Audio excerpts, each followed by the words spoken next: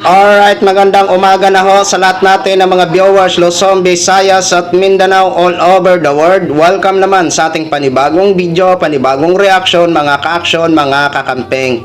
O eto naman, si Maharlika Luka, nagwawaldati na.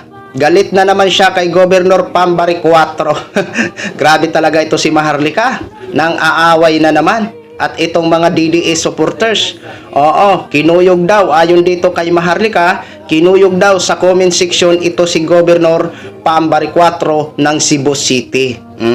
Ayon pa dito kay Maharlika Lika, DDS daw ang nagpanalo dito kay Pambari 4 sa Cebu. Wow, ilang milyon ba mayroon ang mga DDS doon sa Cebu?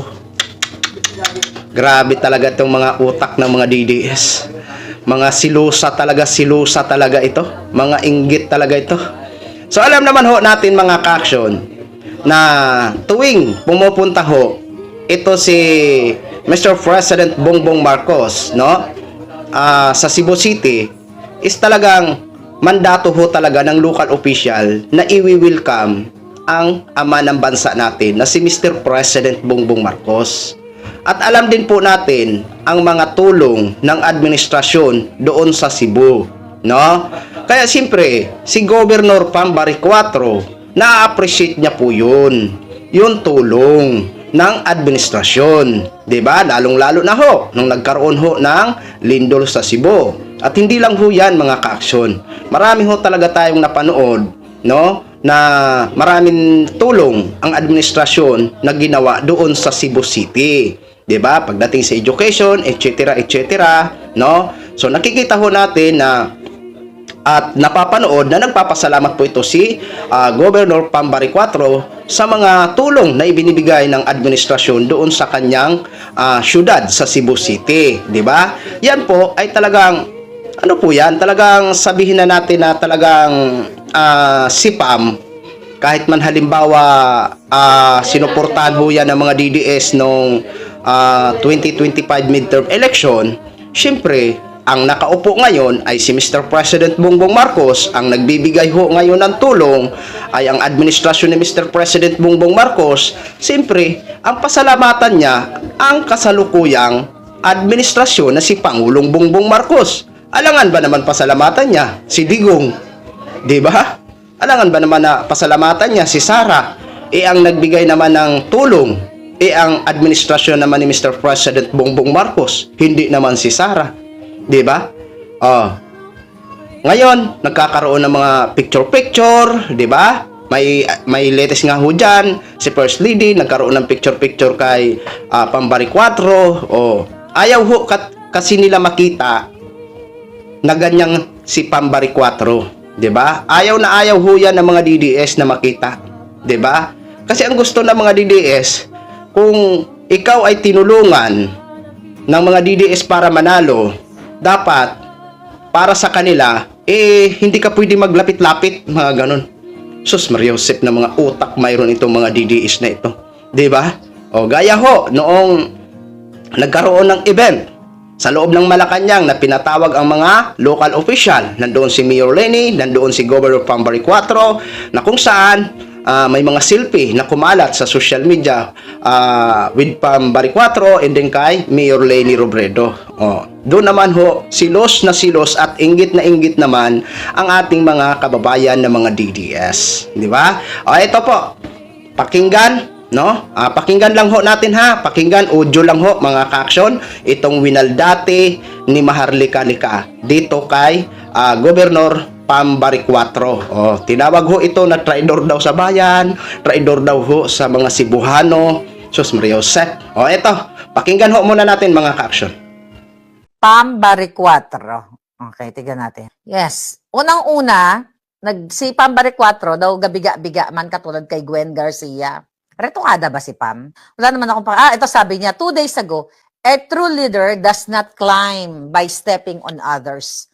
A true leader rises by lifting others. I think, sinabi niya ito nung na-interview si Inday Sara. Tama ba ako? Mali. Mag-comment kayo dyan. Na si Bangag is isang, ang konteksto inutil, walang ginawa sa bayan, kundi, yan yung ginagawa niya ngayon. I think para kay Inday Sara to, right? Tama? Kung ito ay para kay Inday Sara, ang sinabi ni Pam Baricuatro, which is kinuyog siya ng comment section, sabi pa nga dito, a true leader knows how to repay the people who help her elected with good deeds. Okay? Hindi na talaga natin maialis na may mga taong user na sumakay sa mga Duterte nung nanalo, ayun, nagkisas na kay Bangag. Nagkisas na kay Lisa Tanas. Okay? Dati, pero actually tama talaga yung hula ko. I never liked her. Okay? I never liked her. Kasi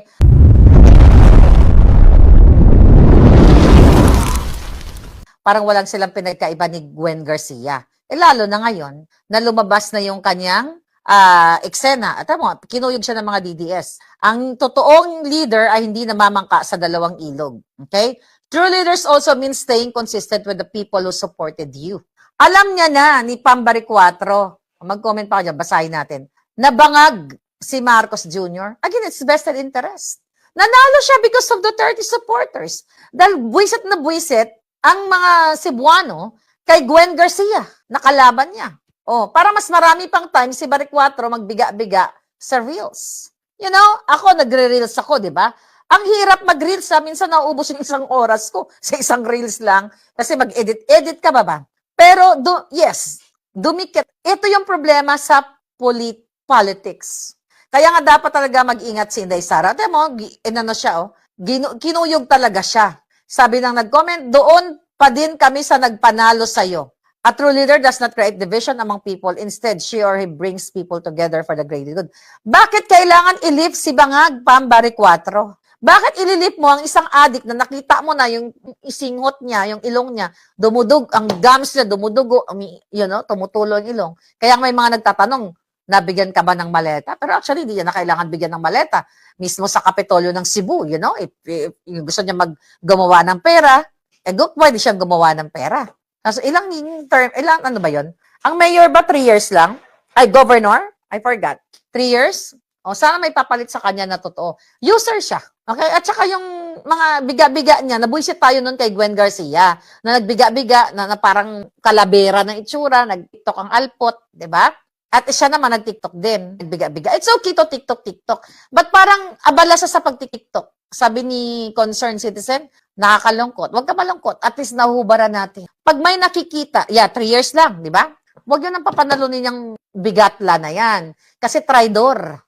Akala natin, mag-a-align sa pinaglalaban natin. The fact na siya ay sumusuporta kay Bangag at kung ano pa, okay lang sana kasi normal lang kasi governor, pag pumunta ang presidente, wala kang magawa kasi, it's your duty as a governor para, i-welcome ang presidenteng Julul at Bangag at si Lisa Canas. Pero magsulat-sulat ka pa, okay?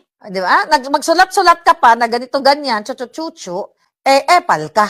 Tama yung mga nag-comment. Na true leader ay hindi dapat balimbing. Okay? Ang dami kinuyog siya. Lifting the first and final term. Ha. Sabi ng mga Duterte supporters. From green to colorblind, word of the day is colorblind. Ha. I climb by others for lifting the leader. Okay? A true leader have awkward moments, especially if guilty. Ha. Dahil mo kinuyog siya, hindi ka ba nakakita, Pam Baricuatro? Diba? Kung si Gwen Garcia nga daw kalabera, okay? Si Pam Baricuatro naman daw, siopaw na gusto ng pumutok. TikTok, di ba? Di ba? Mas majoba naman siya sa akin, kaya pwede ako mamintas. Di ba? Pwede tayo mamintas. So, baka naman may maleta din si Pam ng Cebu. Kamukha, tuloy, natuloy si Pam sa pinalitan niya. Kaya nga wala silang pinagkaiba. Wak-wak ng Cebu. Anong code natin kay Pam Baricuatro? Kung wak-wak yung isa, baboy ng Cebu. Baboy Ramon ng Cebu, pwede ba yun? Okay? Alam nyo, okay? Yung mga vloggers na mga epal-epal ngayon, may bago ngayon yung inaaway ni Iloy. Hayaan mo na yan si Iloy. Ibigay ko na yung crown dyan sa magaling. Okay? Hindi natin, yung mga nagpapasikat ngayon, gusto magdebate kay Sara, let Iloy Bugris deal with them. Kasi alam niyo naman ako, ang pinaka-target ko, okay, itong mga bangag. Okay, yan yung intention nila to divert the issue. Balyena ng Cebu, pwede rin. Diba? Cooking, balyena ng Cebu. Sabi ni Herbert Magsino, sana yung mga Brave 18 sumama na sa grupo ni Captain Dado para matuloy na ang, ano pa ba si Dado? Active pa? Parang nabanggit siya. Yung bang Dado na nabanggit na doon sa 18 Doon sa sworn statement, hindi ba siya yon? Okay. Vampira ng Cebu. Wakwak ng Cebu, whatever, pwede, di ba? So, yun yung comment ko. Okay? Traidor sa bayan, traidor sa Cebuano, walang pinagkaiba kay Wakwak. Kaya siya ay kay Calavera ng Cebu. Calavera. O yan, vampira. Okay, sumisip-sip ba ng dugo? Okay, yun ang comment ko doon, mga babayan. So, it's hard sa politics talaga. Marami talaga, even sa buhay natin. Kaya mag-ingat kayo. Sa buhay natin, sabi nga nila, kapag hitik ka ng bunga, sabi nila si giti ng Cebu, pwede man, bilat ng Cebu. Oh, pwede rin yun. So sa buhay kasi, marami talagang gagamit sa iyo. Katulad niyan, ginagamit kay Sara, kay PRRD, Kaluoy, di ba? But linta ng Cebu, pwede rin, sabi ni Jose. Pero sabi nga ako, pangahawakan ko na lang sinabi ni Inday doon sa kanyang interview na yung mga atake sa kanyang personal, parang pwede niyang okay lang yon kasi yung personal. Pero yung pagnanakaw sa kaban ng bayan, kaya sabi ko, I wish for first time sa history ng Pilipinas, magkakaroon ng batas, okay, na i-retroactive. Na nagnakaw ka nung 10 years ago at napatunayan na magnanakaw ka, pwede kang gurgurin patiwarik. Okay? Sabi ni Gerald DB, anong masasabi mo kay Isko Moreno? Ano ba ang ginawa ni Isko? May bago ba siya? Well, for president, of course. Isko. Isa pa yan, di ba? Ang mga Marcos pananagutin ko. Para si Pacquiao, ang mga Marcos, pakulong niya si Imelda. They're all the same bullshit. Okay? Of course, for president, kung yan ang tanong mo, Gerald DB, hindi ko alam kasi kung anong, I'm busy, traveling, kaya hindi ko alam ang mga pinagagawa ni Isko Moreno. Okay? Wag na daw paniwalaan si Pambari 4. Huwag mo na paniwala yung Jololis na yun. Okay, wala namang ginawa kundi magbiga-biga mag-TikTok. Buti sana kung okay lang mag-TikTok once in a while. Pero yung parang kinakarir mo na, yung pagpa-practice pa lang ng mga dramatization na yan, it takes time. Na dapat ginugugol niya sa mga Cebuano. Hindi yung, it's the same thing, pakitang gilas, chuchu, ganyan. It's sad sa ating bayan. Kaya di ba sabi ko sa inyo the other day, sasakupin ko na lang kayo. Yun na ho mga ka-action, mga kakamping, no? Isa lang ho ang masasabi ko dito kay Mahar Luka-Luka at sa mga DDE supporters. Talagang utak dilis ho talaga kayo. Hindi nyo talaga maiintindihan si Governor Pambari 4. Talagang ang tawag ko ho talaga sa inyo ng mga DDS kayo, utak dilis ho talaga. 'Di ba? Ayaw na ayaw nyong magkaisa tayo para sa ikakabuti ng bansa natin. Ang gusto nyo ay gusto nyo lang. Ang tawag sa mga ugali na ganyan, mga selfish. Okay? So yun lang ho mga ka-action, mga kakamping, share ko lang ho sa inyo yan. Maraming salamat po sa lahat natin ng mga viewers Luzon, Visayas at Mindanao all over the world. Ako po ang inyong lingkod, si The Action Man. Have a good day, everyone!